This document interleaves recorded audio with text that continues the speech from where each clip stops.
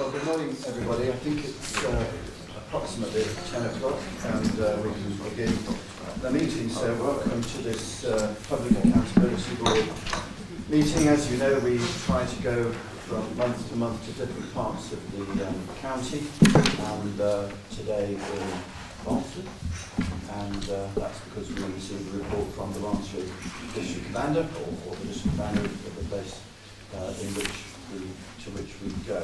So everybody's welcome. We welcome those who are around the table here and members of the public, some local councillors and members of the police and crime panel, and no doubt others. You're all very welcome.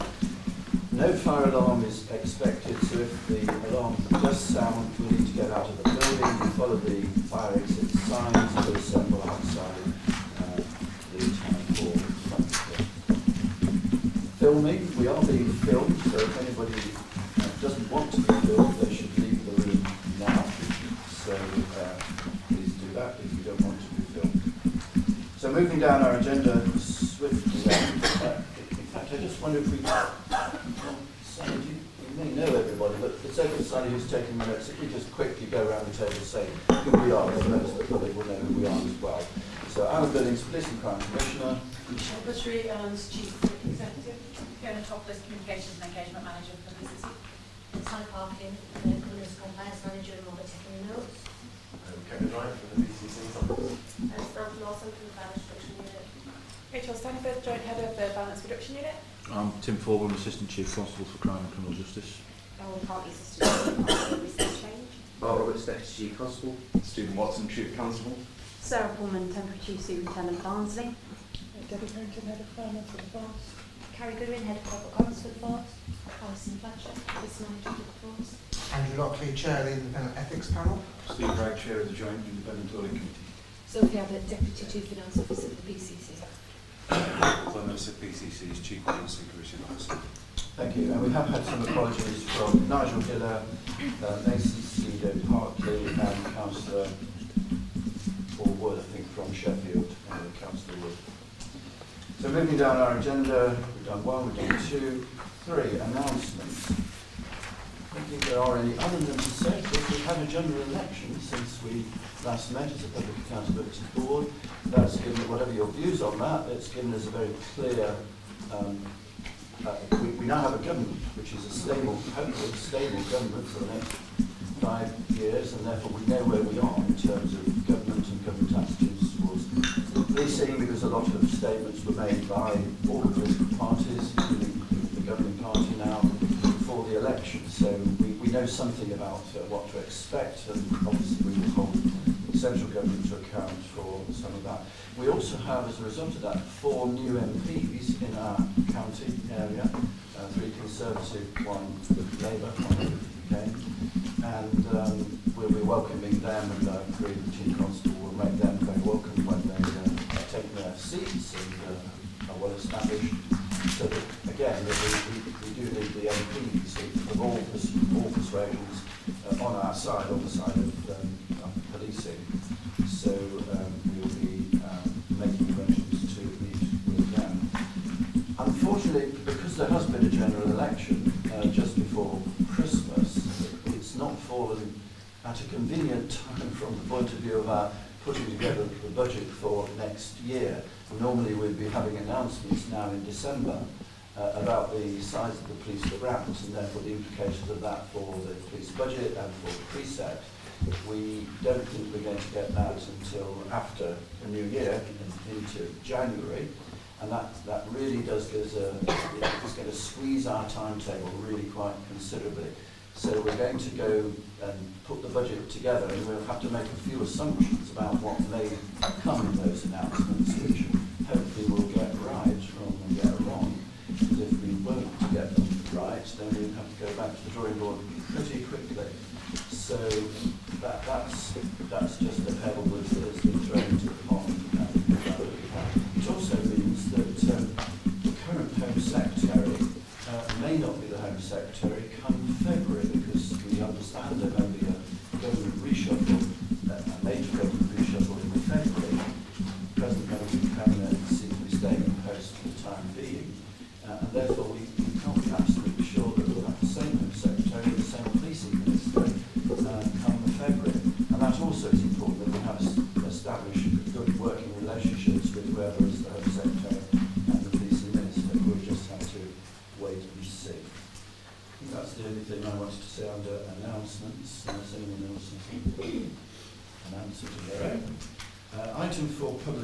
questions? Don't think there are any. We haven't had any. Item 5, urgent items. Don't think there are any urgent items. Item 6, don't think there's anything to be considered in the absence of the request. Item 7, declarations of interest. Any new declarations that we don't know about? No declarations of interest.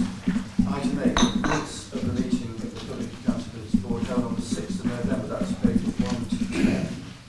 And in terms of the accuracy of those minutes, those who are here, are they an accurate reflection of what took place? No. Oh. Just one point, Commissioner, it's not so much about their accuracy, but if I could just refer to para 13 on page 17 or section 13 on page 7, para 5 of that section. Commissioner, it's accurate insofar as you welcome the savings that we've made, but you highlight the point that they were fortuitous. The following sentence suggests that the Chief Constable acknowledged that the savings plan was high. It's just that I think acknowledged should be replaced by asserted. I hope not to be pedantic, but essentially I was taking issue with the idea that unplanned savings are by definition things that fall into your lap. There are things through good management which are achieved which cannot be planned for because they do not fall due in the financial year.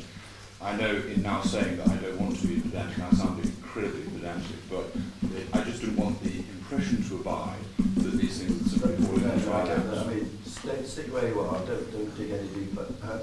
I mean, I think we took the point actually at the meeting itself that yes, there were things that did involve quite a lot of work actually on the part of people to achieve them, though they weren't identified at the beginning of the year. Correct. There was also a few bits of low-hanging fruit that fell off the tree appropriately. Well, indeed they do, but one has to shake the tree, and I just want minutes to reflect the debate. We won't keep the metaphors going. Right, okay. So asserted instead of acknowledged would Thank you. Thank you very much. Anything else on the no. Sorry again, That's all right. just to pick up the pen and pen. Just at paragraph 16, again, it's more a point of clarification that the Force and OPCC are developing assurance frameworks. I think we're very clear that we have a rigorous assurance framework. So it'd be misleading to say that we're developing one, the things are sort of keep changing, but we do have an assurance framework, and I think it's misleading to say that we don't. If you popped in the word existing, developing existing, would that do? Yeah. Let's do that. Thank you very much. Anything else? Pedantic or relevant? Okay. Thank you very much. That was the minutes of the last meeting. Matters arising and actions from those minutes. Yeah, page 11 and one action from the last meeting is about bringing forward the next performance report in March, something around the partnership outcomes being achieved. So that's on the work programme. Thank you very much. Thank you for that. Can we now move to item 14, which is the VRU update, because Rachel is here, who is the joint lead of the Violence Reduction Unit, and she has to get away. So if we can take that report first. It's on page 41 following. I'll just say a quick word, and then we'll get you to say where we're going, isn't necessary. Violence Reduction Unit, as I think we're all around the table, we realise now over the past 18 months, couple of years, everybody got increasingly concerned about the rise in certain kinds of violent crime, particularly knife crime, not just here in South Yorkshire, but in many parts, mainly over Britain. And a connection was drawn in the minds of observers, including politicians, that there might be some relationship between numbers of officers on the ground and what's happening to the crime. And so we saw a number of things happening. As a result of that, we saw the government awarding certain forces sums of money to tackle violent crime, so-called surge funding. Here in South Yorkshire, we had £2.5 million or so to do that work, and that's been ongoing for some time now. So targeted, focused work around tackling the gangs and those who are involved in serious and violent crime. also had the announcement about additional officers for police forces, 20,000 across the country or so, and that's one of the things we look to the new government now to deliver upon. And PCCs in the 18 police force areas where knife crime was most serious, most instances were being recorded, were invited to bid for sums of money to tackle that, but in a new way, in a preventative way, or primarily in a preventative way. And we were one of the force areas that was asked to bid, and our sum of money was £1.6 million, and that was awarded to us in August. I think that was when we knew that we were getting the money. And between August and March of next year, we had to do a number of things: set up a violence reduction unit, and spend that money. So that we were asking Rachel and Lee Berry, who leads from the force, to set up the unit, get the staff in place, and produce two products. One is an area profile of South Yorkshire, showing where the hot spots are for serious and violent crime. And then to, having done that, produce a strategy to work on that in mainly preventative ways going forward from the beginning of the new financial year.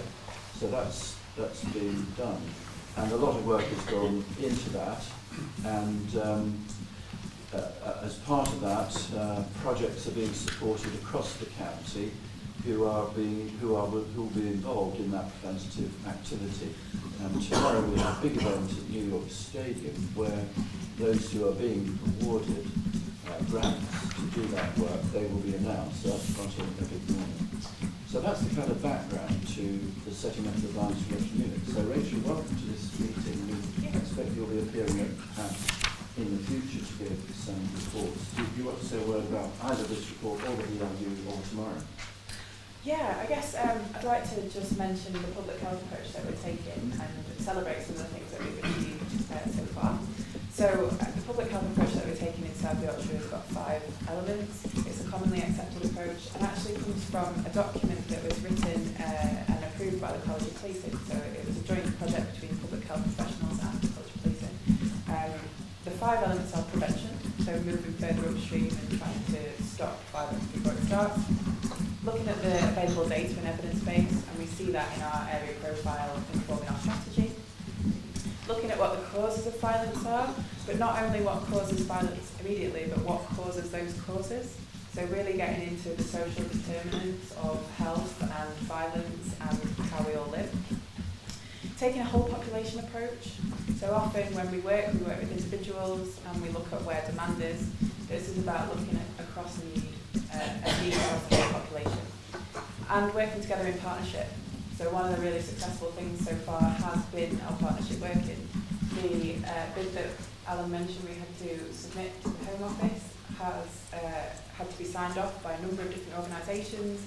We have excellent attendance at the Executive Board that oversees the Violence Reduction Unit, and we actually have a partnership lead from each local authority working within the unit, which is really helpful in terms of making sure that we don't duplicate what's happening in local areas, that we link into what's already there, and that we can identify where the gaps are going forward for our strategy and delivery plan. In terms of the area profile and strategy, we're well on with that. We already have a draft of the area profile that went to the board a couple of weeks ago. There was quite a bit of feedback on that. It's really a progressive process. We want to make sure that everybody gets to feed into that. So we're working on an updated version, and interviews are underway this week for development of the strategy, which will be a plan on a page for South Yorkshire, possibly with localised action plans for each area, and maybe, depending on what comes out of those interviews, individualised plans. Also going into the strategy is some work with communities. So when we were first setting up the VRU, we'd talked to some community leaders, some community groups, and the feedback was, we want to feed in, we want a voice, communities need to be involved in this. There was also an event in May on youth violence, masculinity and mental health that recommended that we pay people for their time and for their input and have a mixture of young people and adults as well. And we're really pleased that we've managed to do that. It's been quite a tight time scale. We've held workshops across Sheffield, Rotherham, Barnsley and Doncaster. We commissioned that work out, so it's been delivered by Voluntary Action Sheffield, Voluntary Action Rotherham and Co-Create for Barnsley and Doncaster. The feedback so far from those groups is that they've been really useful. We're waiting on the reports from those. We should have them by early January and they'll go into the strategy section. But the feedback from members of the community who were invited was that they really appreciate having that opportunity to have a voice and being recompensed for that time as well. And then, as Dr. Phillips mentioned, we have the Violence Reduction Fund. We're really excited about the event tomorrow. It's a celebration of what's going to be happening, what already has happened, but also a networking event. One of the things that we're hoping the Violence Reduction Unit can do is to bring organisations and groups together. So by having each organisation there, they'll each do a 3-minute presentation, very tight, keep them to point, about what they're planning to deliver before the end of March. Everybody will get to hear what everyone else is doing, and then we've got an hour for networking afterwards, so we're hoping that they'll connect with each other. People who are doing similar things will link, and will really strengthen that sense of community amongst those that are delivering as well. Thank you very much. I think we ought to place on record in 5 minutes our thanks to all the organisations, all the partners that have come together to make this possible. Because it's not essentially a policing thing, but it is a partnership thing, which of course includes the police. But we've got the local authorities, we've got the clinical commissioning groups, we've got public health, National Health Service in various guises, the voluntary sector, the faith sector, the community sector, probably some educational establishments as well. So it's a big partnership effort, and of course it's long term, which is another reason why we need a government in place, and we need to know that they're committing now to this going forward, because the results of the public health approach are not going to appear magically overnight. It's a long term project that we're looking at here to reduce serious violence in South Yorkshire. Anybody else? Would you want to say something briefly about the split of the funding that's going at 45 and the VI? Yeah, okay, so the original guidance, the sort of meeting guidance from our Home Office and our funding allocation indicated that the Home Office is looking for around 20% of the funding to be made available for interventions. So some of the things that have been described as a violence reduction fund, the Hospital Navigators project, so things actually working directly with victims and potential perpetrators of crime, but equally the serious violence, and equally the right agencies that have been able to tackle that. Our approach in the bid we submitted in July was that we went for a 50-50 split between establishing and running the VRU and those interventions. Now when describing establishing and running the VRU, it's not just that ministry of staff, it's actually including the cost of the staff from local authorities who are then working within the VRU and the partnership working across their districts. So but we've retained that, and then also about roughly that 50-50 split in our thinking then as we approach looking for planning for the new financial year and the continuation of the VRU beyond this. If I could also record our thanks to Rachel and Lee for the joint leadership of the unit, to Linda for the strategic support in delivering what has been achieved in a really short timescale for the Home Office deadlines. I think you just had one desk when you arrived, and the expectation for the Home Office to get a unit up and running has been immense, and the long hours that Rachel and Lee have done in particular, but other staff that's been involved around it has been immense. And thank you to the police who very quickly acted to make space available in Chestnut Lane and get that furnished up and running. That's been really, really good. Thank you very much, Rachel. If you want to slip away, then thank you. Shall we go back then to item 10, which is within Barnsley. So we've got the temporary district manager here, Sarah Coleman. She's going to present this report at page 13 onwards. Sarah, assume we've all read it. Okay. So we know what's in it, and we know some of the good points. I must say it's a very positive report, a very good report, a very strong and well-written report, clear narrative, and thank you very much indeed for that. So I think if you just took us through some of the highlights, and then we can comment on it. Absolutely, thank you. Good morning, everyone. So, as you can see, this is an update report of where we've been for the last quarter, or slightly longer than that, just to give you a slightly longer trajectory around the performance of Barnsley. I've segmented it into different sections just for ease of reading, really, and to outline the key areas of business for us. I think the key point for us is page 3 around the overall crime in ASB, where we've got the graph here that demonstrates real stability around crime, and I talk about specific crime types later on in the report. So overall, you can see it. We've just been a slight rise in crime of 1%. And actually, what is even more important is the decline in reported antisocial behaviour, which has been a continuous decline for several years now.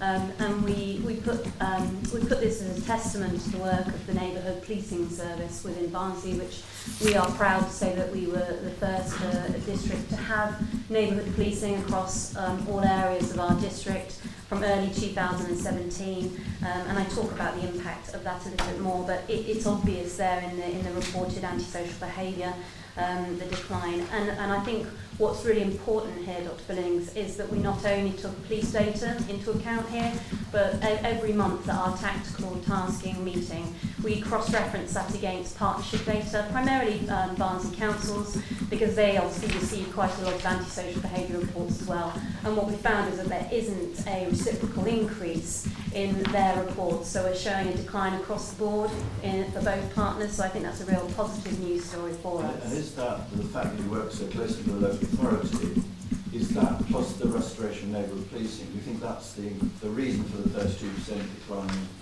I think most definitely it is.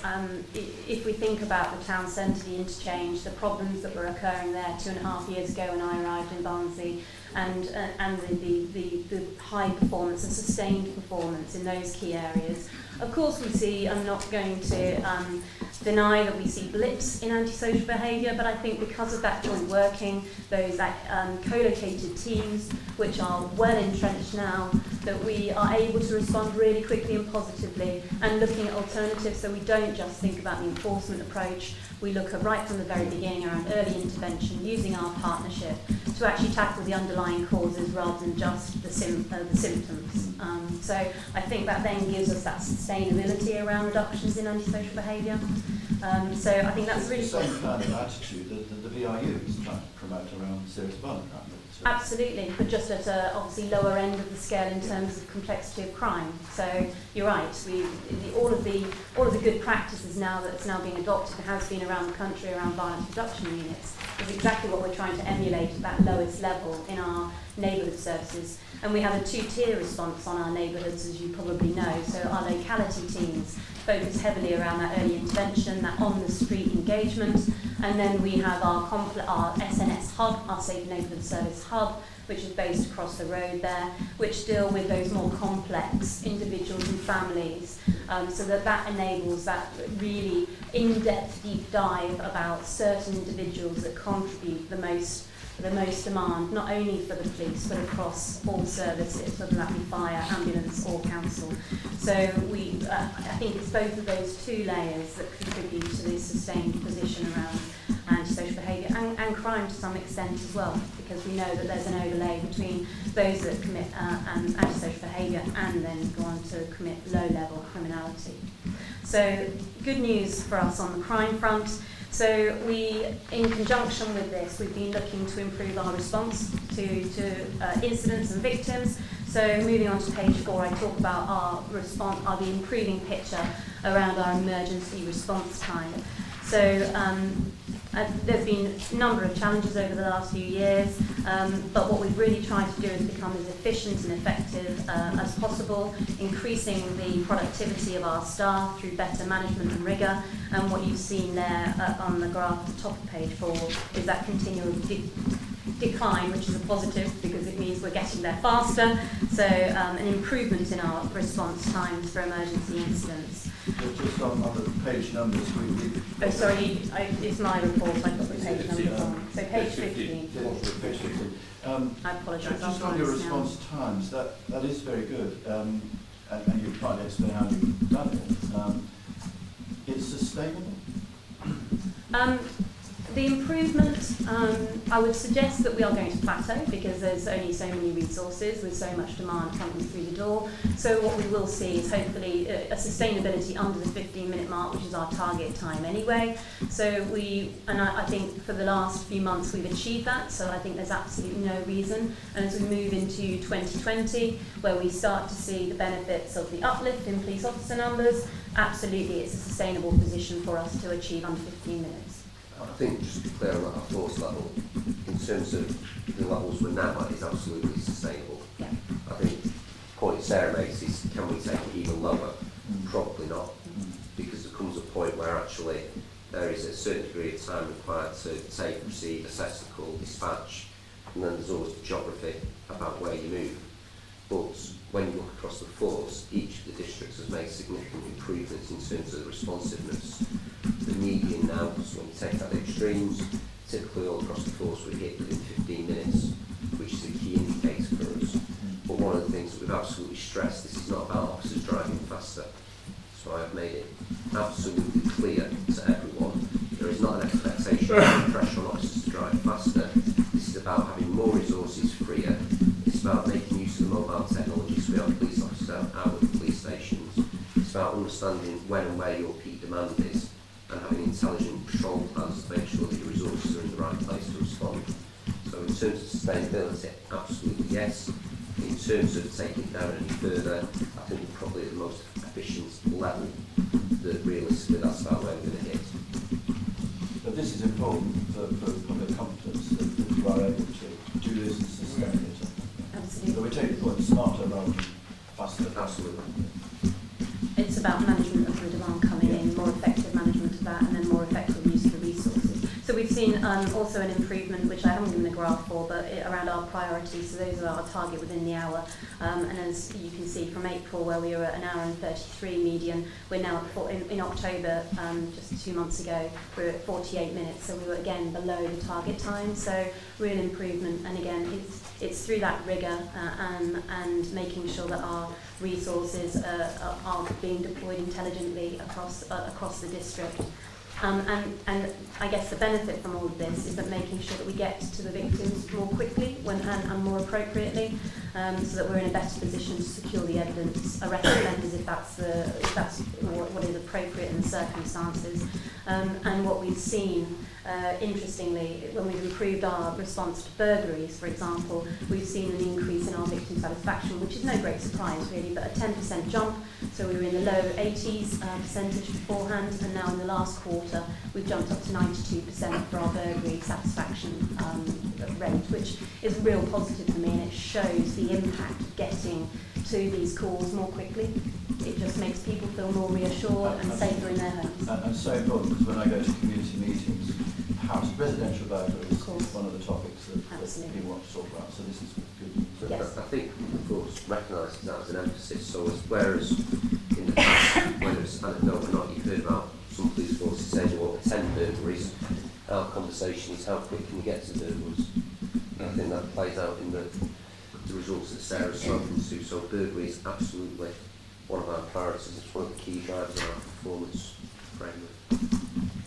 And so I move on to neighbourhood policing then, Dr. Billings. So what we have here is, so whilst at the same time we're improving our functionality around the response, so our 24/7 response functionality, we're also sustaining and increasing our emphasis around neighbourhood policing, of which we're very proud here in Barnsley, and the key emphasis being problem solving. So maintaining and increasing our investment around problem solving, and I talk here about, it's a longer term picture, but the impact of, if you do invest staff in problem-orientated policing, problem solving, the impact it can have, which the graph, I'm cross-referencing onto the computer, so your page 17, the top of page 17, that demonstrates that longitudinal impact that can have. And I gave... There's a very good case study that you've given underneath. A short case study, how yeah. this is working, and that's really good. and the officers, and I think it's really important to acknowledge the work of the officers who are part of our, particularly our SNS hub, which has been in situ now for 2.5 years. Just their dedication and commitment to really trying to get to the bottom of things and tackling not just what they see, but actually those underlying causes. And often quite simple mechanisms are required, just a bit of support, re-engagement with other partners around education, housing, financial problems, all of those things that just bubble up and then cause someone to get into a real state. So just having that extra bit of time and capacity to invest that little bit more has huge impact, not only on the individual, but on the demand that then is presented to the force and other services. Can I just ask a general, probably a general question to the force more generally about, you reference there on page 16, 5.1, second para, embedded mental health workers, plural, which does seem to me to be very important. Is what you have here in Barnes, is that replicated in all the districts? Because when we had the report on Rotherham, I think there was a reference to a mental health worker on a short-term contract, which was, and then there was an issue around when and how that was going to be renewed. I'll be honest, we've had the mental health workers embedded now for about 18 months, possibly 2 years, and they have been proof of concept. So we're now in a position where we've firmed that up and secured funding and made sure that through CCP colleagues that is going to be maintained. So I think other districts are probably going through that same proof of concept that we've gone through for the last 18 months, so they probably do have to take a present, but it'll be what benefit does this bring to the CCG? What benefit from Barnes' point of view, they're worth their weight in gold. They've been absolutely, hugely impactful. And without them, it just doesn't give you if you don't have them in place, you don't have access to the same pathways. And we do know, obviously, that massive demand now is around mental health. And then if you don't have the expert in the room to then point you in the right direction and facilitate that service beyond the SNS hub, then you do tend to get stuck. And you then go around a bit of a cycle. So actually having them in place has been absolutely wonderful for us. So, could you just explain the acronym IDAS for? Oh, apologies, yes, of course. IDAS is our IDVA service, so our Independent Domestic Violence Advocates Service. They used to be Barnsley only, but they now cover both Sheffield and Barnsley, and they support domestic violence victims. IDAS? Independent Advocate Service. It's just a variation on the IDVA. Oh, okay. Okay. Shall we keep going? Yes, absolutely. So, as you mentioned previously, Dr. Billings, understanding those local priorities are key. And so on here we've got, this is from our Your Voice Counts data, the table on page 18 for yourselves. And you'll see at the very top there, drug dealing and house burglary being the primary areas of focus that the public are telling us that they want us to focus on. But this is obviously from our Your Voice Counts survey. But what we've done here in Barnsley is we obviously have our PACT meetings, police and communities together. But what we found was that we were limiting our priorities and limiting the understanding of local feedback if we only listened to what was being discussed at local PACT meetings. So through the summer, from April onwards, we consulted around how we can improve that understanding of local priorities and restructured our processes. So now we use every engagement as a stream into the PAC meeting. So if people raise concerns, we use that immediate feedback, link that back into the PAC where we do agree the final priorities. So I think it's a much more positive picture in terms of hearing the voice of the communities rather than relying on the small cohorts that are able to attend PAC meetings on a regular basis. And I think that means that we are more reflective of what the local communities are telling us. So that change has taken place, and I think that's a positive, and it's been rolled out right across the district now, having been trialled in Penistone. As I said, those two key priorities that the public are telling us about, drug dealing and house burglary. I'll talk about house burglary and the improvements we've made under the next section, but what we've done in relation to drug dealing, we've executed 52 Misuse of Drugs Act warrants, and that was to the beginning of November. So that's more than one Drugs Act warrant every week within the Barnsley district. And we've also embedded Voyager, which is our multi-agency days of action at a neighbourhood level. So we migrate that around, focusing really heavily on those local priorities. And I've given a couple of examples of where we've done that under Voyager in the town centre, in Royston, and we had one last week as well. To tackle the issues around the town centre specifically, we engaged in Operation Barossa in November, which was culminating from work from September and October through to November, where we had 4 days of action, and this was really focusing on the small cohort of individuals within the town centre that cause people to feel that they're not safe within the town centre. So we do get a lot of feedback, primarily through Your Voice Counts, but also the JSIA, so the Joint Strategic Intelligence Assessment work, the consultation work we did around that also told us that some people felt unsafe coming into the town centre. So this is our response to that, to make sure that we're making people feel as safe as we possibly can. 4 days of action where we focus on those core individuals. Again, embedded multi-agency work, because enforcement will not resolve these issues. So combined efforts with Humankind, which is our substance misuse service here in Barnsley, with BNBC, mental health workers, and we've done a lot of work to try and get underneath the issues for this small cohort of individuals. And there's some excellent news stories around one particular individual who we've now proceeded to a CBO, so a criminal behaviour order, to try and tackle her offending. But it's, as I said only a few minutes ago, enforcement is not the answer to these complex issues, because the criminality that they're involved in, so let's just take begging, for example, low-level criminality, low-level antisocial behaviour, that will only result predominantly in fines through the criminal justice process, and actually these people are not in a position to pay fines, and therefore it just almost becomes this cyclical process of them begging. It constantly drives crime and the antisocial behaviour that causes people to be concerned when walking in the town centre. So this is part of our effort to really try and get to the bottom of these issues that are causing these people to be in the town centre. That is not going to be resolved in a matter of months, but this is a really good start. So in both June and November, concerted work by our town centre team in conjunction with our partners to really start to get to grips with that small cohort. We have seen an improvement since the closure of Holden House, which was a hostel for people very close to the town centre.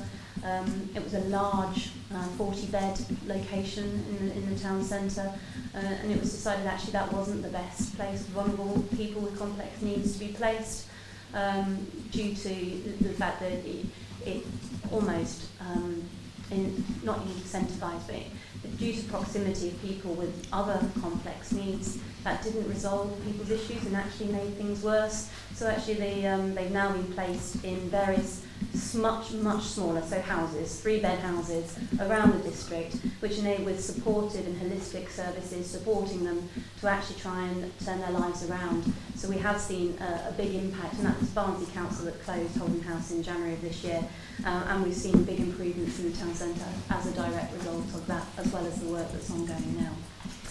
Paragraph 5.3, I was at a meeting in Hoyland not so very long ago, so as I understand it, you're talking here about putting in an additional team. Yes. That would be very welcome. Absolutely. And when do you think that, you say spring 2019, you mean? We mean end of February into beginning of March. So 2 months. In 2 months we'll have the new team set up in Hoyland. Yeah. So it's, we say the Hoyland team, but actually they cover 4 wards. So this will be our final instalment around our neighbourhood structure, because up until now we've only got the 5 teams, which an area count. There are 6 area councils in Barnsley district. So this is our final step to align our neighbourhood functionality with the area councils, which I think will be our Goldthorpe team currently covers a huge geographical area. So this is a case of splitting that area to align with the area councils and tackle some and be able to tackle and bring all of that, the benefits of multi-agency working, early intervention, to an increased focus, emphasised focus around the Hoyland, Wombwell, and it's Rockingham and Dartfield wards. So it's a real step in the right direction, final step for us, and that will be our structure finalised around neighbourhood policing, not in terms of potentially assets, but certainly in terms of locations. It will be our final step in that reinvestment in neighbourhood policing that we started in 2017. No, it's good, and that will be very good news for young people. Absolutely, yeah. On to understanding Absolutely. crime. So here I said I would talk about breakdown of crime types, and the figures in 6.1 relate to 2018-19, the financial year, which was populated during our JSIA. And what I've tried to do is then give some elements of how that's continued throughout 2019 to date. So we saw significant reductions in most of our crime types. As you can see, those serious acquisitive crime types really positive, because again it feeds into that local priority around house burglary. And what you can see in the figure 6, which is bottom of page 19 for yourselves, is that we are continuing that trend. Yes, of course we see spikes. In January of this year you'll see a spike, January, February, and what that was a group of an organised crime from West Yorkshire that were involved in stealing high-value cars. So breaking into the house, stealing the keys, stealing the cars off the driveway, and migrating back to West Yorkshire. And I'll be honest, that is a perennial problem for us, as we are on the border with West Yorkshire. Not that they are our sole problem, to be honest, but they certainly, in terms of this particular organised crime group, it is difficult, and we've seen not a spike like we did in January, but a small emergence around what we call 2-in-1 burglaries in recent weeks as well.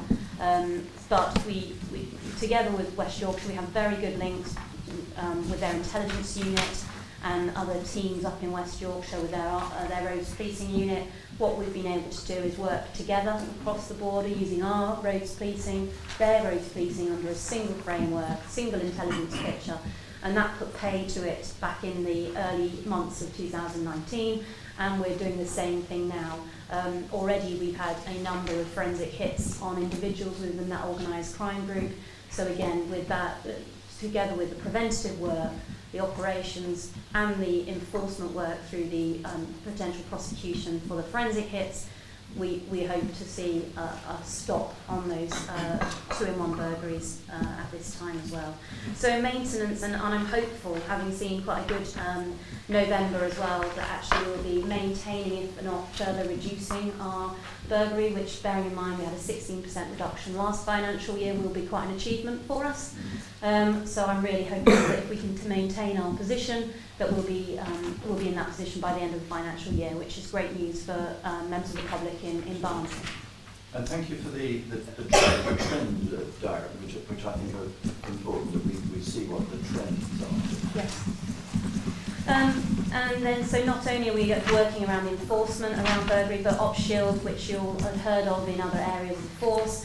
We're now rolling out OpShield, and there'll be a big push around OpShield. There's been a small rollout of OpShield in 2 of our areas, in Royston and Goldthorpe, both being kind of key areas around burglary. But we've got further investment in this. When I wrote that, we hadn't secured the extra funding, but we now have. So we will be rolling out large amounts of OpShield in 4 areas that have been identified through 2 years of data around key burglary hotspots for us. So that'll be a real positive for members of the public again, early in 2020. So we hope to roll that out by March in 2020.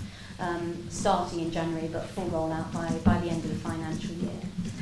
So if we move on to 6.2, Stop Search, you'll see that our numbers have increased dramatically in the last few months, September, October of this year, and that's around partly what we were talking about earlier, around that intelligent deployment of resources, making sure that they are not only responding to incidents that are coming through at the court, but they're also taking the opportunity to stop search people in key crime hotspots in key hotspot times, and as a result we've seen a vast improvement in our stop search capability.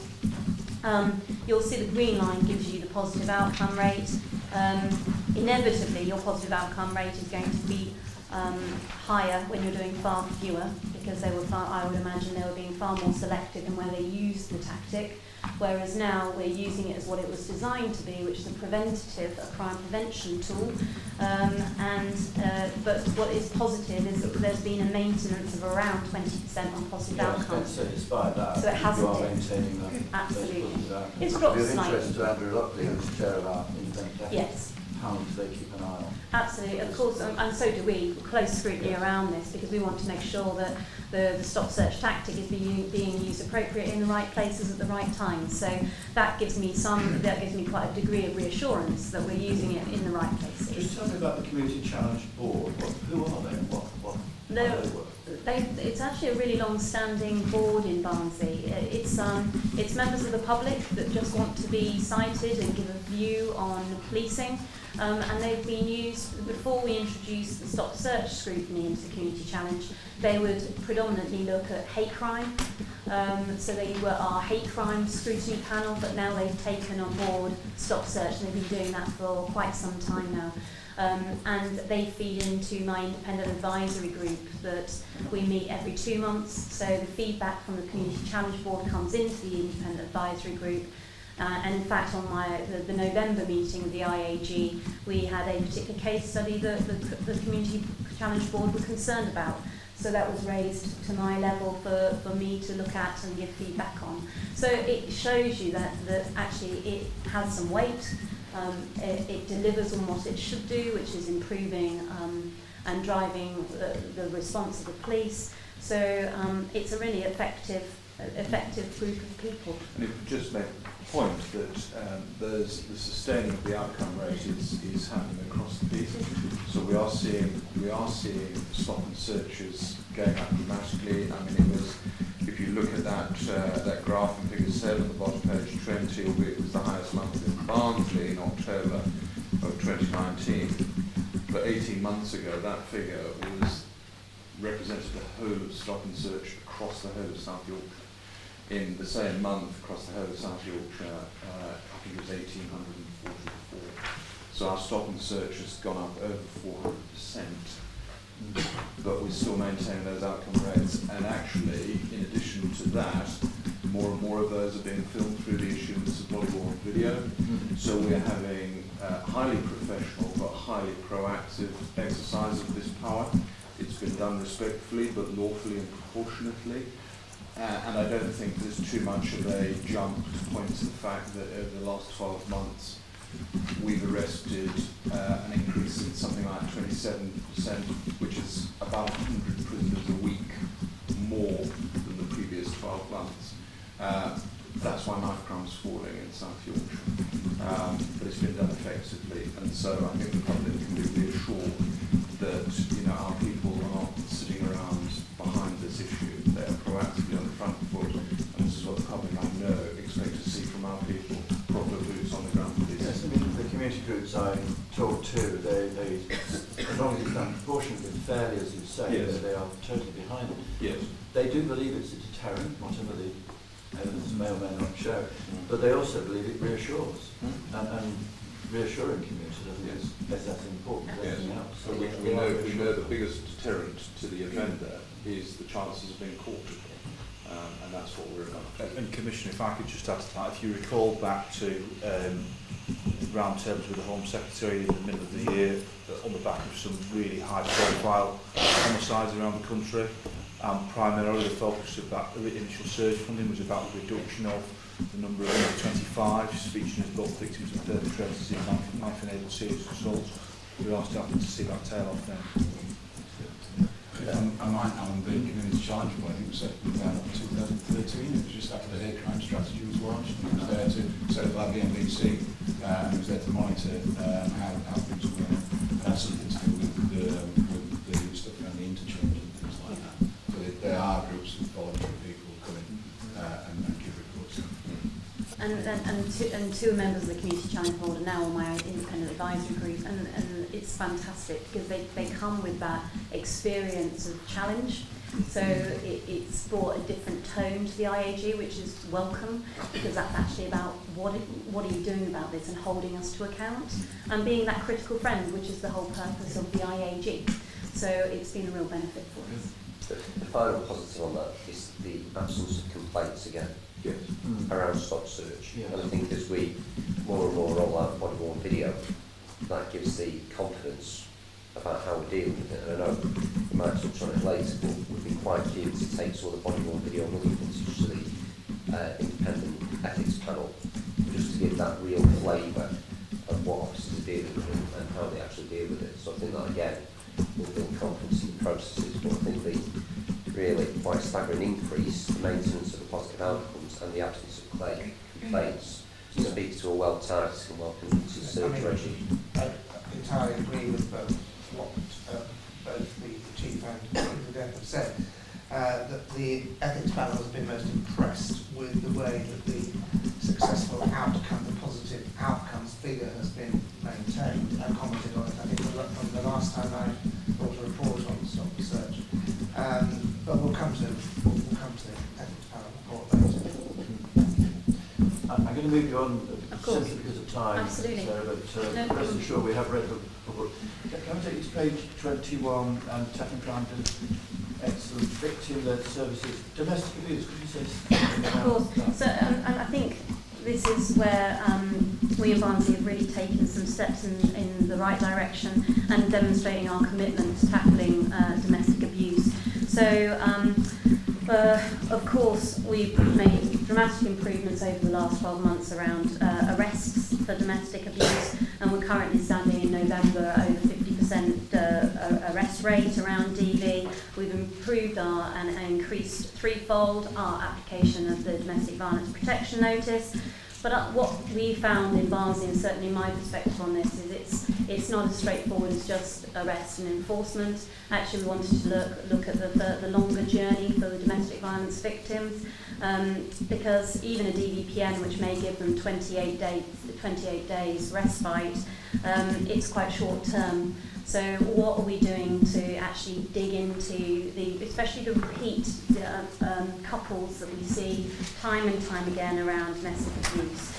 So we have created a high-risk domestic violence team. We did that in June of this year with Mr. Forber's authority, and that enabled us to provide a far higher service to our victims of high-risk domestic abuse. And the outcome rate has been quite staggering, frankly, for that team. It's currently standing at over 50% positive outcome rate, and that's predominantly charges. And when I say predominantly, I'm talking 99% charge/summons rate for that team. So it just shows you if you can dedicate a bit of resource to it, not only do you provide the support and the signposting into the support agencies such as our IDAS service, but you actually get the victim on board and you're able to prosecute, which in high risk is absolutely critical. So that has been excellent for us and has been recognised across the force and is part of the picture now around what we do across the force. And that IDAS work in the response to that is key, you think, or is part of it? It's part of the picture. So in September, I think we reported on this last time, we piloted IDAS workers, not with our PVP teams in the high risk bit, we had them with our response teams. And that's around victim attrition. So that's around making sure that within hours of an incident being reported, they could have contact from someone who would support them. So not someone in a statutory agency, not someone in uniform, but actually somebody that's there for them and them only. You say this is only available Monday to Friday? It is currently. So they're it's not force-wide? No, I don't believe it is. Although I think there are people looking at it. But you're right, it is only Monday to Friday. It's around IDAS provision, but there is something that I need to work on in 2020 to see whether we can, and potentially, I think economies of scale would make it viable, potentially 7 days a week across the force rather than just in Barnsley itself. But that's something I think we need to explore in 2020. So what happens Saturday and Sunday? They would get a referral in, but they would just have to wait till Monday. So you just about lose that. delay. Yeah, there's a delay in that response. Tim, do you just want to pick up Yeah. a broader corporate point, and then I'd just like to mention So yes, to answer your first question, we're really encouraged by the work that Sarah's done here at Barnsley now, and PVP governments are actively looking at how we could roll out a similar approach across the force. But also, it's probably worth highlighting that as part of the uplift of the additional officers that we'll get next year, some of those will be going into PVP, and they will be actively directed towards building a more bespoke domestic violence approach to try and industrialise the success that we've had here, because that's really encouraging. That's as good an outcome rate for high-risk domestic violence as I've seen anywhere it works. I think there's real scope to improve outcomes right across the county. Really growing area. High-risk domestic violence, if you look at the graph in terms of the number of incidents, it's doubled, certainly over the last 2 to 3 years. Do I think more's occurring? Possibly a little, but we've got increased reporting, increased sophisticated risk assessments around it. This is not just about the seriousness of the assault or the seriousness of the incidents in hand. It's about an ability to recognise, both in terms of our own information and the information that we get from partners, the actual risk that pertains to that situation. And there is no getting away from the fact we are far more adept at doing that than we were only a few years ago, and by putting the resources in the way that we've done here at Barnsley, and we'll continue to roll that across the force, we can protect people more effectively. So that's going to be an important part of the uplift. It's really important that we talk about that, because it's not necessarily something that the public see as visible policing, but it is very, very important in terms of protecting some of the people who are most vulnerable in our communities. And I think just taking the point about protecting vulnerable people, one of the really important facets of this is that, of course, we operate in the criminal space, not in the civil space. But it's still the case that most victims of domestic violence are women, and very often there are children in the household, and we have a really important safeguarding responsibility for their children. By taking this approach, what we do de facto through DVPNs, the advice service, and all the rest of it, is we can package up in the criminal realm information which can be transported into civil proceedings around making sure that there are protections afforded to children and people around estranged partners. Because what you find sometimes is that you have vulnerable women with children who are ill-equipped, frankly, to navigate through the civil proceedings and to obtain the appropriate protections from the courts to make sure that they safeguard their children into the long term. By taking this approach, and particularly then using the IDFAs as the sort of almost the interlocutor between us, the victim, and their long-term interests being safeguarded in the civil proceedings as well, we can package up stuff that they simply take to civil courts, and the orders that come are more appropriate. That has not been the case, and there's too many people who are left in a very vulnerable place, worried about their children and the long-term safety, and this all enshrines that as well, which is very important. And if I was to point to a statistic that illustrates that, our use of close law, which is off the scale, increased compared to where we were only a few years ago, and particularly right to know, because we are better at dealing with domestic violence, because we're more sophisticated and better able to assess the risk that sits behind a particular situation, that allows us to assess whether we need to use closed law to inform potential victims of the background to the individuals that they're engaged in a relationship with.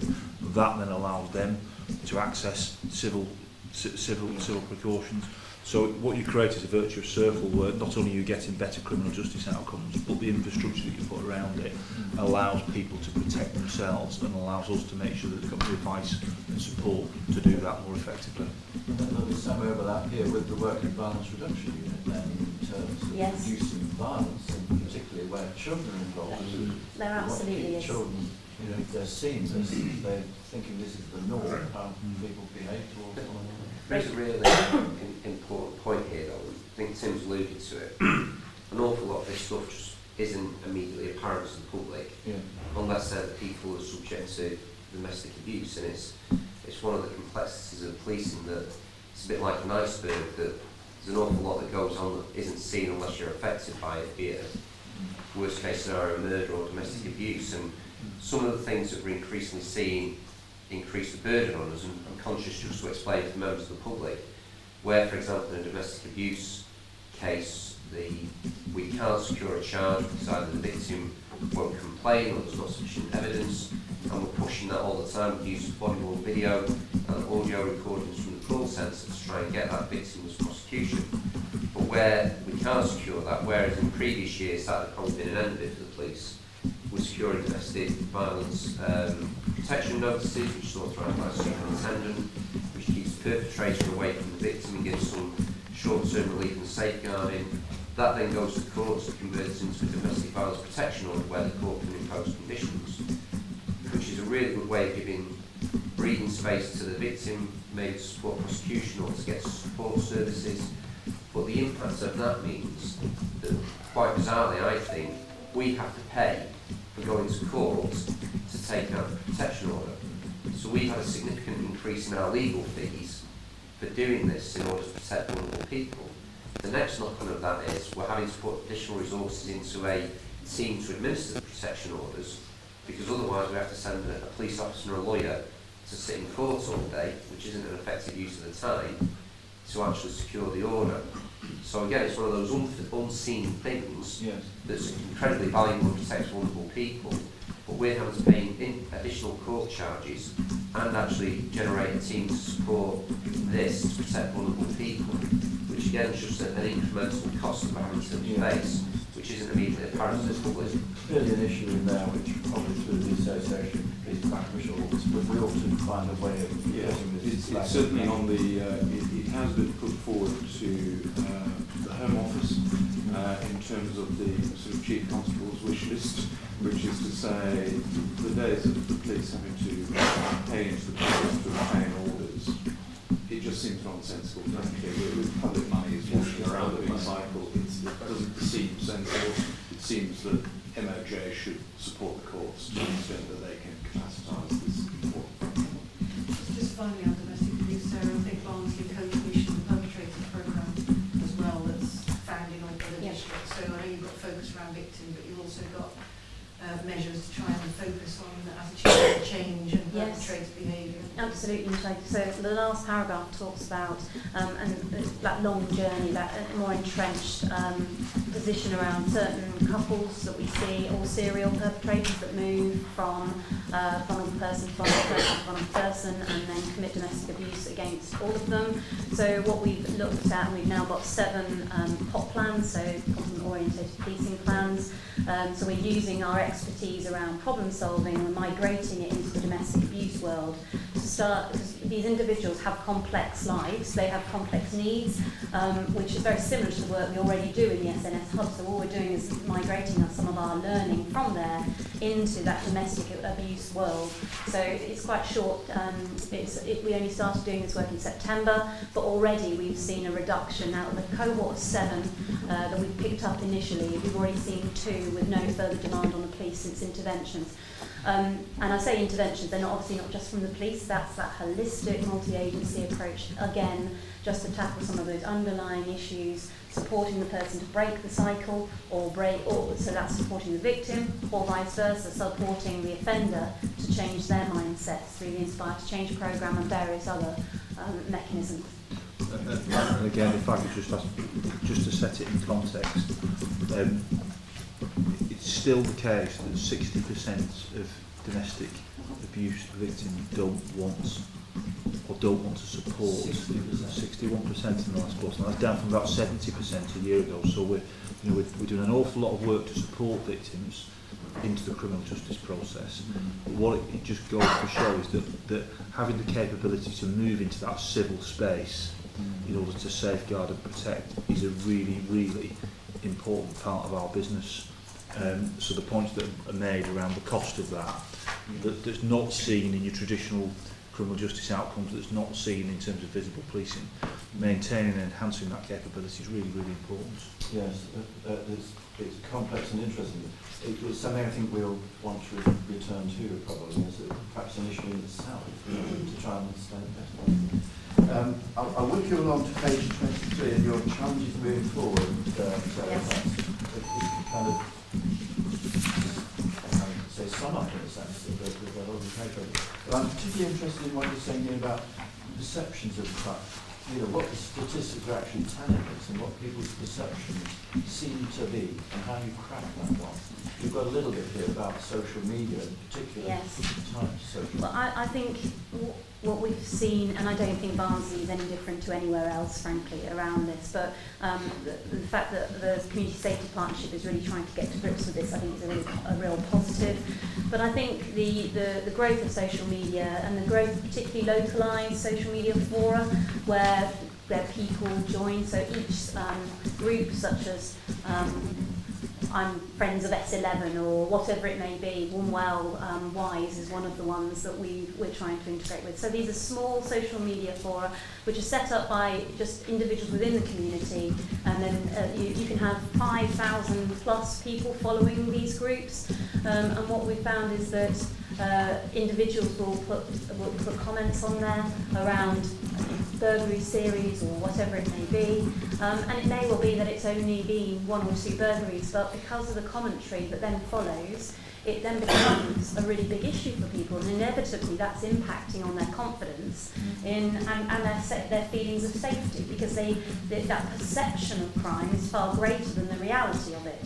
I think we've always had a slight issue around this, but we see the same issue coming out of Your Voice Counts, where although despite what we saw at the very beginning of the report, where we've seen stabilisation in crime, reduction in ASB, some people, certainly of a certain demographic that responds to Your Voice Counts, they're stating that they see crime as rising, or ASB as rising. And so it's that disparity between the actual reality and what they perceive, because as you said earlier, perceptions and how people feel is equally important.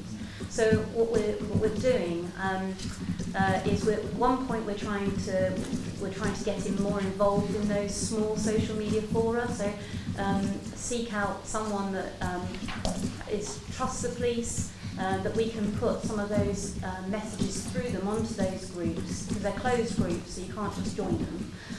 To actually dispel some of the myths around what is being talked about on those social media. So I think, the reach is great. You know, if you think about our SYP alerts, we currently have about 4,000 users of SYP alerts here in Barnsley. Well, each and every one of these fora have more than that. Just on that one tiny little social media group. So if we can do that, which we've been looking at since April, some are harder than others to get that voice heard on, but that we continue to make efforts around that, because I think that reach is significant, and therefore it's really important that we get involved in that. And then on the other scale, from the Community Safety Partnership, what we're trying to do is use all of partnership data. So from the BMBC did a survey of 10,000 young people, Berners-Lee Homes do a survey every year around how people feel within their homes. We obviously have our Your Voice Counts, and then we've got the improved technology around SYP Alerts Plus, where we'll be able to get contemporaneously the views of people on the street in Barnsley. So we're going to overlay all of this data to get a real understanding of any hotspot areas of concerns and what those things are, so that we can do more bespoke work in those areas, which hopefully will tackle some of that disparity between the reality and perception. And it will be a big focus for us in 2020, because it's positive, but everything that we're seeing is a real positive news story, and yet the perception issue is the one that sticks out. So actually we need to put some more effort into that. Good. Well, thank you very much indeed for the report. To say at the beginning, I think it was a very good one, a very strong one, a very positive one. I think we're good too. I'm conscious of time, but could I just very quickly, just to give a plug to, on page 23, para 8.2, Connect Partner. there's talk in there of the Connect Partner IT solution, which went live in September. This is perhaps more significant than it appears, because this is down to Lauren Polney and her team through the problem-solving demand reduction team. As you know, PTF supported outfit. They have worked with our suppliers to develop this particular IT solution. It is the first of its kind anywhere in the country, so it starts here.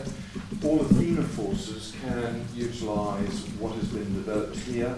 All Athena forces, which include the Metropolitan forces, about 60-70% of forces in the country, can adopt this free of charge.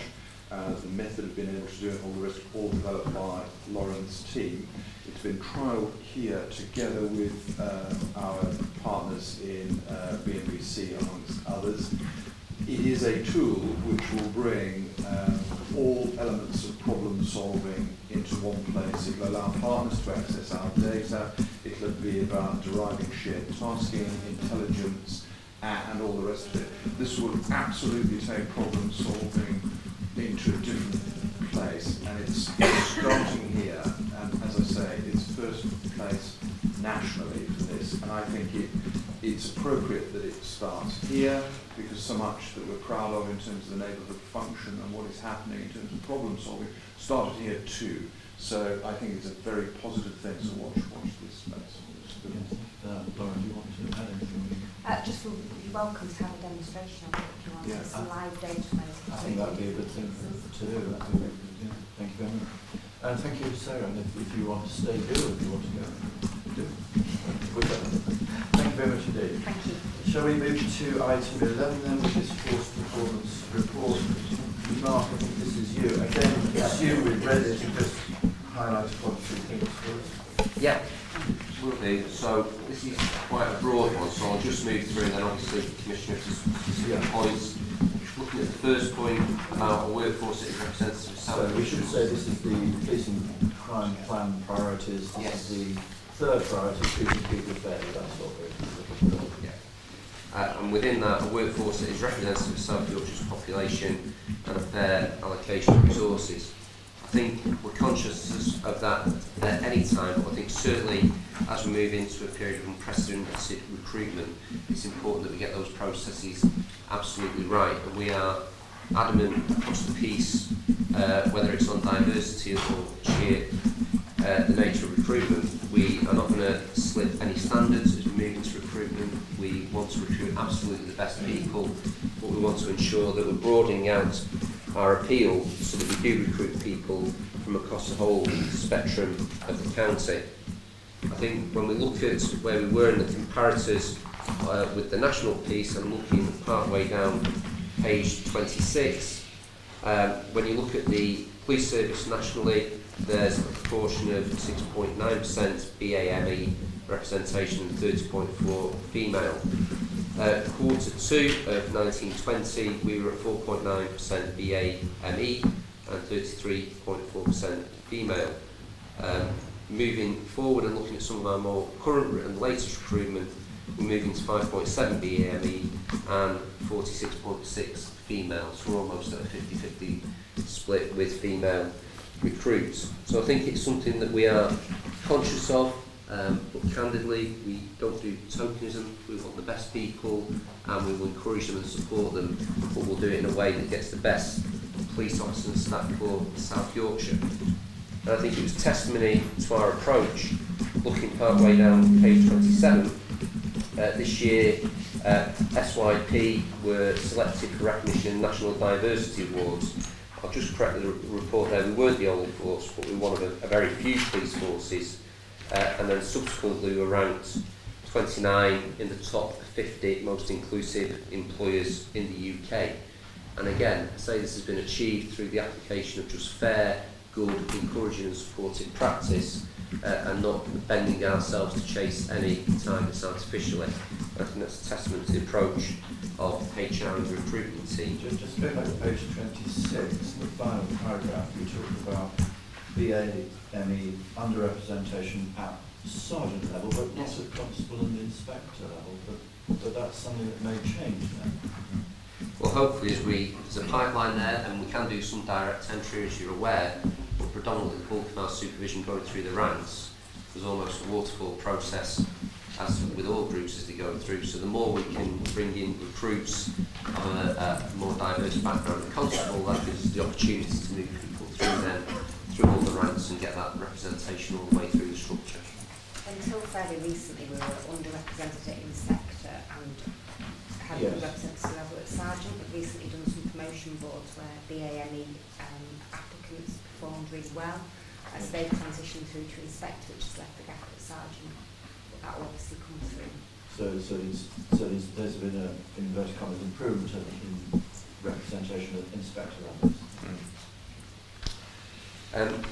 Moving forward to understanding fair treatment of BAME and other minority communities. Hate crime is a key focus of this, and actually Sarah did out, but she was a sterling job on this, looking at the key area of business around hate crime. There's regular reports, as I'm sure you're aware, to the Independent Ethics Panel, and Andrew can probably talk to some degree about that. And I do think we should probably just highlight some of the valuable work we do get from the panel.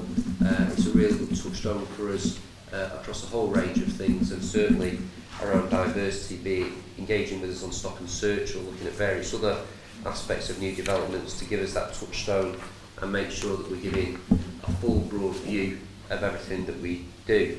There's governance, as you would expect, around it. We've got a vulnerability group which is chaired, as I say, by Sarah, and it works through into the operational piece where hate crime and vulnerability are a key element on our daily tasking and risk assessment processes.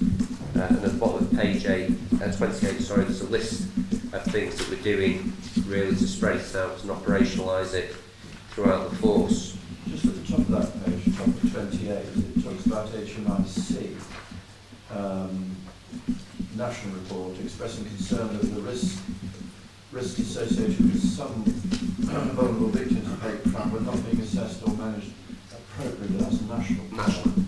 Where is South Yorkshire in terms of that? I think generally in terms of our assessment of vulnerability, whenever they go into Atlas Call, which is the first port of call, we get good feedback on that. I think our call takers work under pressure, but actually are very good at assessing risk of all type of vulnerability. So we would never be complacent. But I think you're quite right, Commissioner, to point out that's a national recommendation.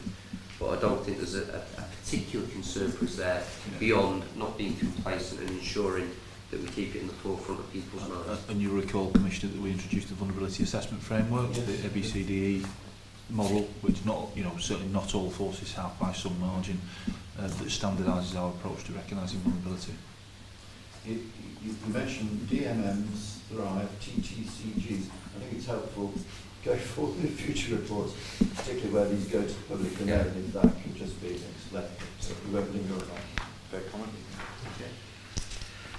Looking then at fair treatment of staff through supporting a positive culture and organisational development, I really don't think we can overstate the importance of this for us as a force and an organisation. I think we would recognise from the initial iterations of the Durham survey that we took that we have a great public service motivated workforce, but to some degree there's been a degree of alienation with the force itself, with some of the workforce, and it's something that we've placed great emphasis on to make sure that we are in tune and looking after our people. And I think the results that we see from the Durham survey are quite encouraging.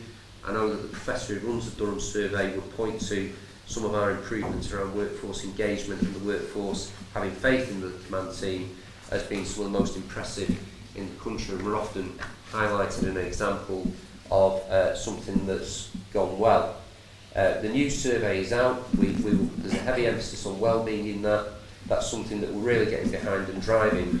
And again, I think it's a testament that when you speak to the people at Durham, I think there's a degree of weariness on their part with forces who take this as a tick box exercise. Let's do the Durham survey.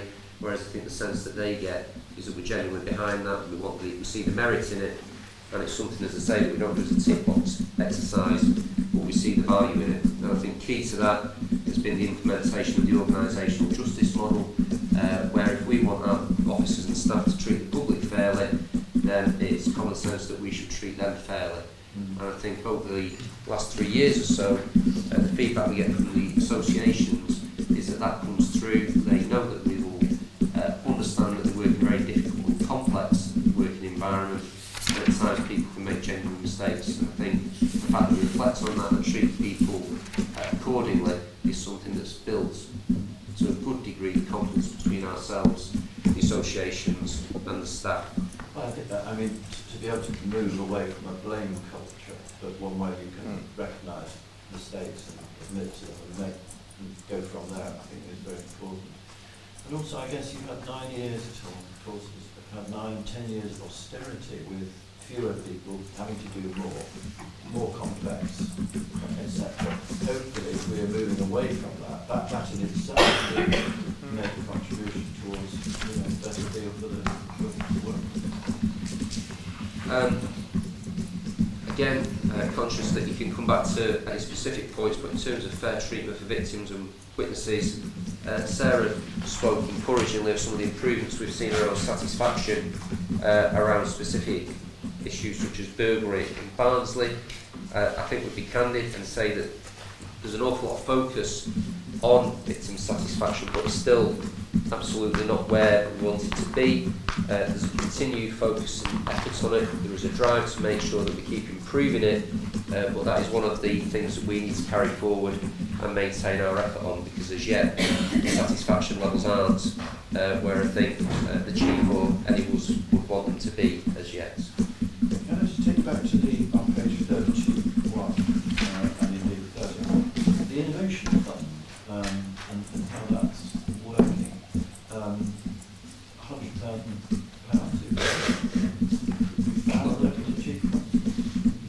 It has only just progressed through strategic change board and been agreed this week, so it's So it's actually in place yet. It's to start with the next financial year.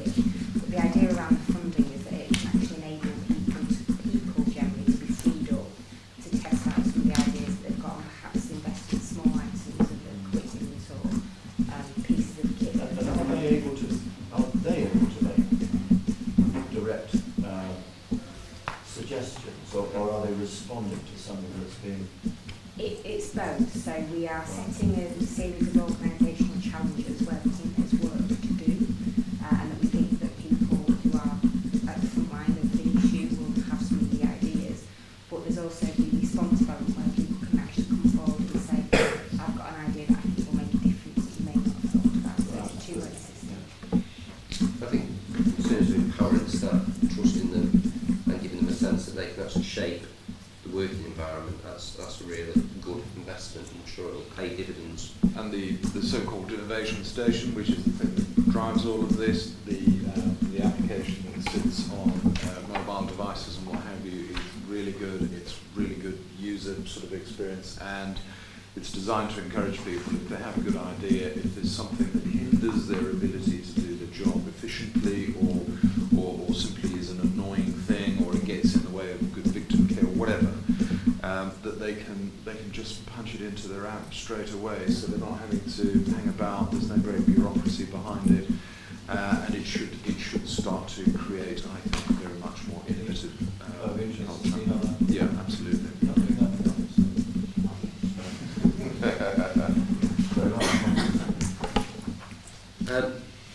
Moving us through again, I think we're on to page 32, the fair police complaint system. I do think this is worth highlighting. Key facet of public confidence has got to be that the public needs to know that as a force we act with integrity, both internally and externally.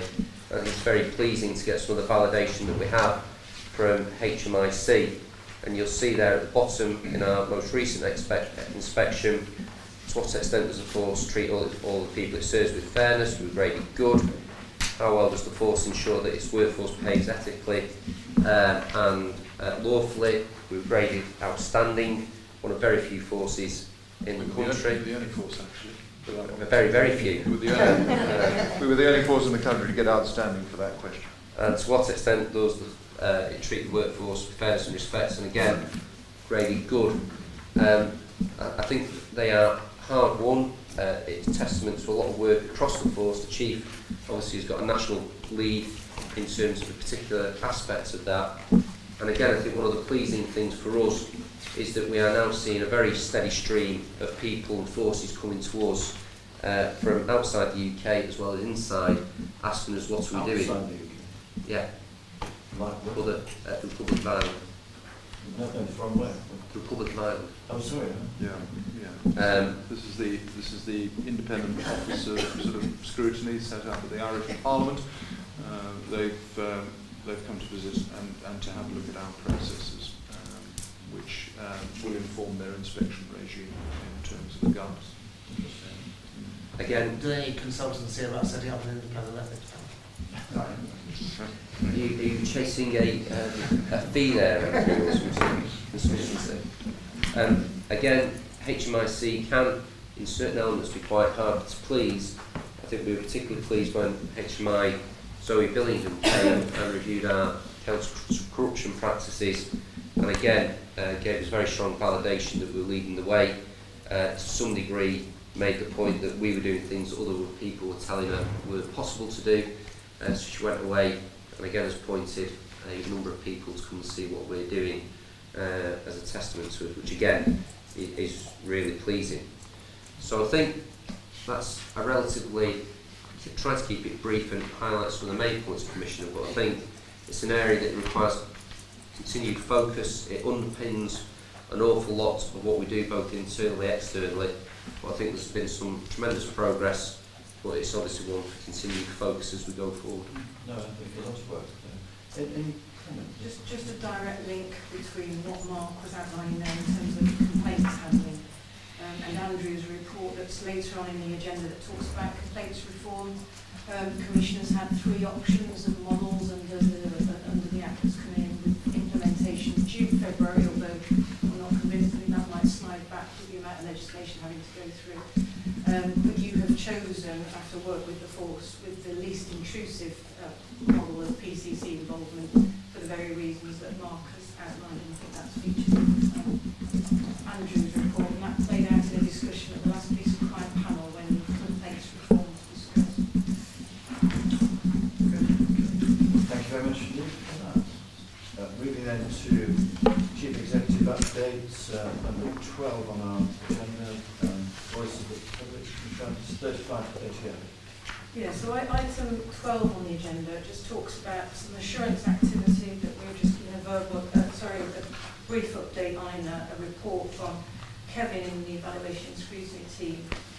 So in our delivery plan set in April to support your plan and your statutory responsibilities, Commissioner, there was an area of scrutiny that was identified in response to local authority discussions you've had at Peace and Crime panel comment around, or we've heard from the Chief Constable in terms of the reinstatement of neighbourhood policing and the promises that have been given to communities. How are you going to ensure as Commissioner that that has bedded in and is delivering? So we pointed to post-implementation review work and other assurance activity that was going on in the force. And we've worked with force colleagues in terms of understanding where we can add value to satisfy the public in response to those promises. We've worked with the lead on neighbourhood policing, who was Chief Superintendent Scott Green and is now Mark James from Barnsley. It's a shame Sarah's gone actually, because this is an area of evaluation and scrutiny where the office has been very much welcomed in to add value and work with the force to understand what the public are telling us. So the promises that the Chief Constable gave in response to the surveys he did when we reinstated the model was provide a greater visible policing presence, provide increased accessibility, provide increased interactions, and help tackle crime and ASB. We heard from Temporary Chief Superintendent Pullman in relation to perceptions versus actuality of crime. And I think visibility, we're going to find out, is one of those areas where visibility can work both ways. Some communities are satisfied with visibility and think that's reassuring. Other communities that didn't think that there were problems in their area and see visible police presence suddenly have a fear of crime when they see activity. So it's a very complex issue. And I talked to Kevin when this work gets fully going. It's midway. We've got some work to do, but I'm very heartened that focus groups have been taken and the sort of face-to-face interaction to try and cut through that complexity of understanding perceptions and what visibility means, etc., with members of the public. So we are going to share those with you, the results, and obviously discuss them with SYP colleagues in terms of improvements that may be made. But I think resourcing is not just about boots on the street, as we know. When we talk to members of the public, sometimes it's Carrie's team in corporate communications and the sorts of activities that Temperatures and Coleman talked about in terms of reassurance and perceptions and addressing those as well as boots on the street. So those are the sorts of conversations we're having with members of the public through the team. We'll bring back the results to you in due course. Any other comments? Thank you. Shall we move to various aspects of timetabling, planning, budget, timetable first of all 13A, which is 39 and 40. Thank you, Commissioner. You touched on this in your introduction at the very beginning of the meeting around the new government, the general election process and the delay that that's caused with then the Home Office being able to confirm our funding allocations for the new financial year for which we're planning for 2020-21. What we've attached to 13A is a timetable in terms of how we are building up our draft budget process, which is bringing through each key governance milestones for approval. So it runs chronologically from November through to March and the start of the financial year. And you see that around mid-January on that timeline is when we're anticipating we'll get confirmation from the Home Office of the level of policing grants and the flexibility afforded to police and crime commissioners around increasing the council tax precept within that. We're putting milestones that which we are operating in our planning processes then while we're looking at different financial scenarios depending on the ultimate outcome of that funding settlement position. One of the key issues that you drew out at the beginning of the meeting, which I'll refer to if you want to short, but first of all, the other agenda item is around that truncated timeline, because traditionally by now we would have had the financial settlement information for the financial year getting into mid-January, that delay of a month, then really truncates the time available for public engagement and public consultation and what the firmed up budget proposal looks like and the ask in terms of the council tax precept. Because we then have immovable deadlines then in the months of February and March in terms of the formal approval process. So we need to be able to issue through local authorities the council tax bills that confirmed by the 1st of March at the latest, and then there's a process where the police and crime panel commencing in very early February to receive the PCC's recommendation in terms of the council tax precept increase for the year ahead, to which they have a right to question and challenge that, and then for the PCC to respond during the month of February. So the clock ticks from early February through to March. So therefore, the delayed funding settlement from January and above gives us a short timeline in terms of the actual proposals that we would to engage with. So as I say, the times we've sets out some of the key milestones along the way. We pick people for acronyms in documents, and I'm guilty of a couple within on page 39 then. So in the first task column, updated MTRS. What does MTRS mean? That's the medium-term resource strategy, so effectively the medium-term financial plan. And then the first column is reference to PEG, that's a planning and efficiency group, which is the meeting chaired by the PCC with the Chief Constable and the Senior Command team, where we review and discuss planning and financial planning issues on a monthly basis moving forward. So I'm happy to hand over to Fiona in terms of the consultation aspects. Alan, you wish to add anything to that? No, only to say that I do have to consult the public. That's one of the things I'm obliged to do. And of course you need to be able to consult them on something rather than just general, are you in favour of policing, do you support your police? That's not really very helpful. We need to be able to go with something very specific. That's very difficult to do this. Yeah, we've been doing general consultation up to date throughout the year and back to the committee to get towards finding out on the settlement. And generally members of the public are understanding that the council tax precept will have to rise and are supportive of that and see the value in it. A couple of people perhaps they've had concerns about affordability of that rise, but we put it into perspective effective and to put it into pounds and pence for them and how much effect it will have each month, then we find that there's quite a reasonable support there. Obviously, once we've got the settlement and we know what the percentage increase will be, we'll do a more targeted consultation face-to-face around the North 4 districts and online as well, hopefully with support from the forces team on that to get that through social media, and we'll get the results of that to the January. We've got dates, obviously, not knowing when the settlement's coming through. We've got a range of events planned through January, and we'll do the consultation out those events as and when get the announcement. We do have to go to the leaders of the district council, and we do have to go to the police and crucially the police and crime panel. So it is very tight. Okay, thank you very much. 13B planning, we've sort of covered all that. So 14 we've done. 15 PCC decision. This is on page 49. Yes, so item 15 just records the decision that's been made since the last public accountability board measure. There's only going to be two I highlight in here because you've heard from Rachel in relation to the violence reduction unit and the different grants schemes there. So the first one at 4.3 talks about detection of crime training international event, £7,500 in relation to that event. We liaised with Neil Dennison, the director at our collaborative function as a regional scientific support on the quality and validity of that bid, and that's been granted. And then finally, at the very end, at 4.6, after the VIU funds, etc., there's mention of symbols in custody materials, which provides materials for approximately £1,000 a year for custody for suspects that have been arrested, detainees, especially those with language or literacy difficulties, and for waftability. There's one there that shows some pictures, etc., explains everybody's rights, so how they get a drink, how they get a solicitor, and what entitles them to go home at the end of the evening.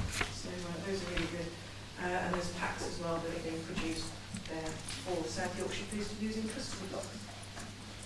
Just on page 50, that 4.3, the protection of crime training international event, that's obviously going to be deep at Hallam, hosted by Sheffield University. And as is a small contribution towards that happening, but it's, I think, going to put South Yorkshire and Sheffield University on the map in terms of the development of this aspect of policing.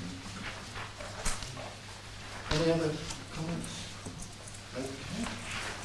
Then to item 16, which is our work programme, which shown. Nothing to mention. Anybody want to comment on assurance panel reporting? We have a report from the Independent Ethics Panel by exception. Andrew, 59 to 62. Thank you, Commissioner.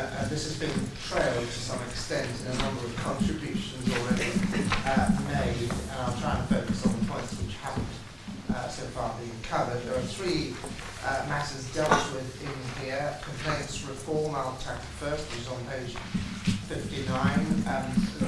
The panel has a role in relation to scrutiny of complaints handling within the force, and by extension, therefore, to the introduction of the new reforms which have already been referred to by Michelle.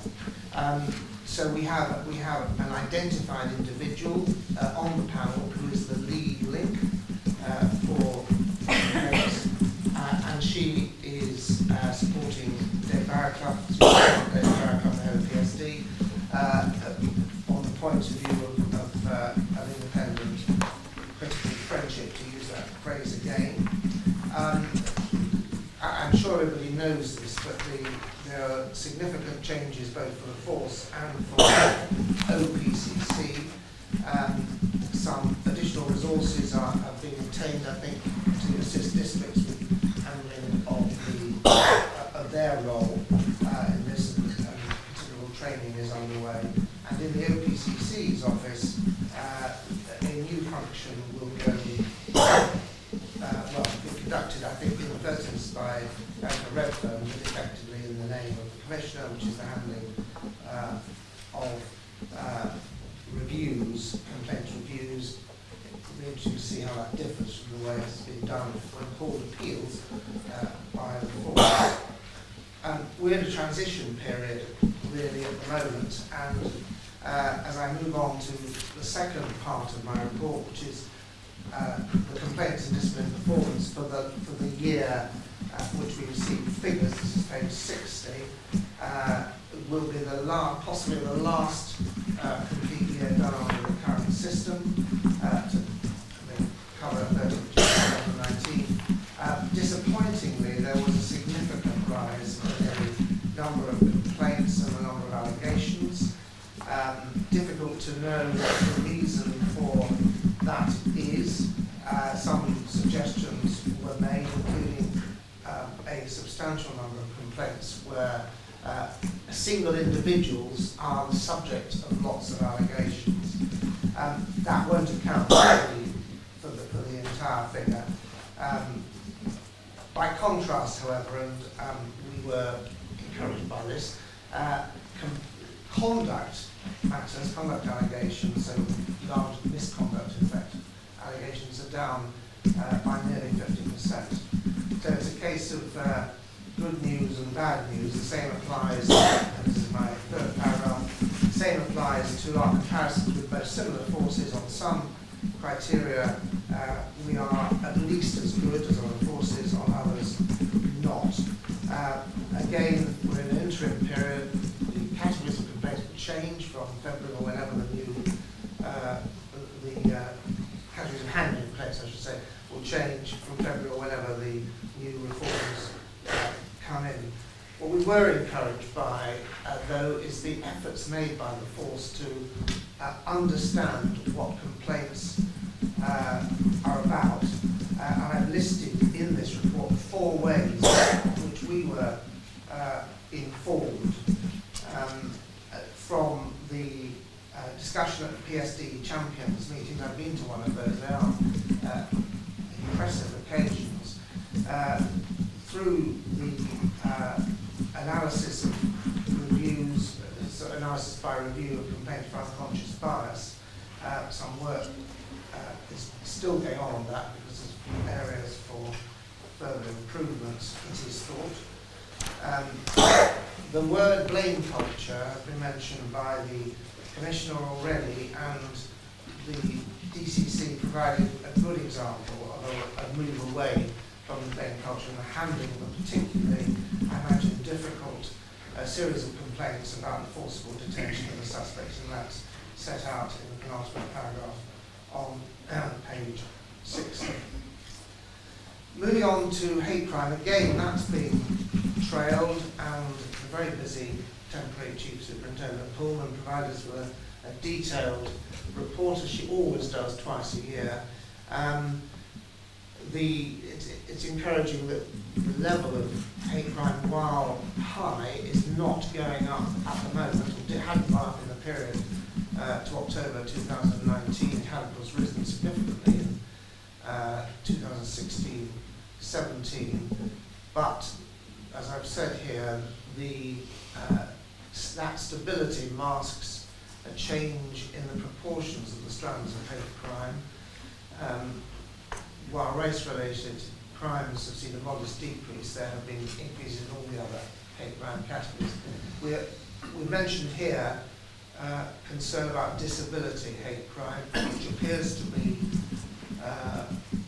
on the rise and may be linked, or almost certainly linked, to stalking and harassment prosecutions, stalking and harassment offences for which prosecutions are brought. We've asked for more detail about that in our next review, which will be in the spring. Just on that, is there a suggestion that this is more confident reporting rather than actual? That wasn't mentioned, but the significance of it is that, of course, by definition, harassment and stalking are continuing crimes. There has to be more than one. The element of criminality requires more than one incident. So, whereas you might have, for other areas, a single offence, this implies a continuing nature, which is why it's a particular concern. And finally, on hate talked about this, I recall, at the last PAN in Rotherham, is the issue of the satisfaction levels. The force, I know, is unhappy about the relatively low satisfaction levels, which are lower than other areas, but it's also a very low incidence of crime compared with, say, burglaries. And I recall my discussion with the Chief at the last occasion about this, when we were talking more broadly about satisfaction levels. I mean, here there seems to be, the connection seems to be low incidence of crime, low level of prosecutions because you can't find the perpetrator often, or it's not, or people don't want to pursue the perpetrator, low survey numbers, low response rate, and that leads to a low satisfaction. You have to make that analysis to get, I think, to why there are low satisfaction rates. I'm not suggesting it's not a concern, and we were told by the DEP that ACC Hartley was looking at satisfaction levels generally, and I'm sure that's something we'll come back to. That's it. Thank you very much. Any questions or comments? On the complaints numbers, it was the professional standards course performance review yesterday, so that's the opportunity. Andrew's rightly given some of the headline figures about some of the increases, but for reassurance, yesterday spent half a day going through all figures in detail. With professional standards, we get very good performance information, which breaks them down by complaint type, by district, by time, to really try and identify any trends. And the reassurance from me yesterday was where the spikes were identified, the department was able to say this was because of, give specific detail around it. So it does afford us that level of detail. And then, as Andrew's alluded to, where we do get any thematic type issues, they're played into the professional standards champions, so they can make the point, they can start educating people, and generally we see an improvement in that aspect. So the numbers are the numbers, but behind that there is an awful lot of detail that are now drilled down to the district team level, thematically, temporally, just to make sure that any trends are picked up and dealt with. I've been to one or two of the quarterly performance days now in the districts, and they are very good. I must say that a real, the senior command team have really challenged people on the reporting. So it's not just the sort of bland, we're doing brilliant, it's not like let's talk.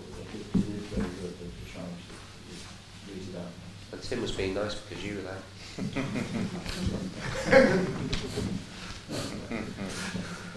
Okay.